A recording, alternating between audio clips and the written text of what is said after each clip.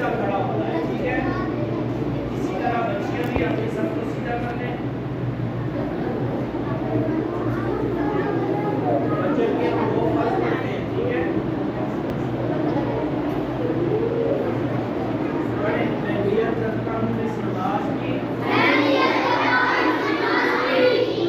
خاص واسطے اللہ تعالیٰ کے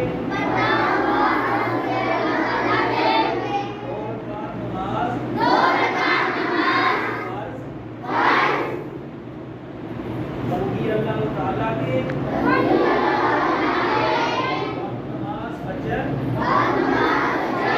میرا طرف کعبہ شریف.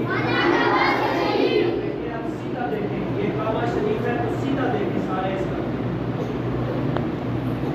اس کے بعد بچے جو ہے وہ اپنے دونوں ہاتھوں کو سیدھا کر کے کانوں کے منہ تک لے کے جائیں گے، ٹھیک ہے؟ ایسے کریں سیدھا آگے.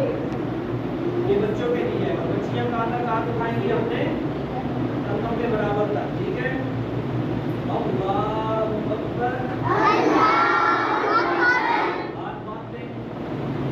بچیاں اپنے ہاتھ سینے پہ باندھیں اور بچے سارے اپنے ہاتھ جو ہے نا ناف کے نیچے باندھیں، ٹھیک ہے؟ اب ادھر دیکھو کیسے ہاتھ باندھنے ہیں.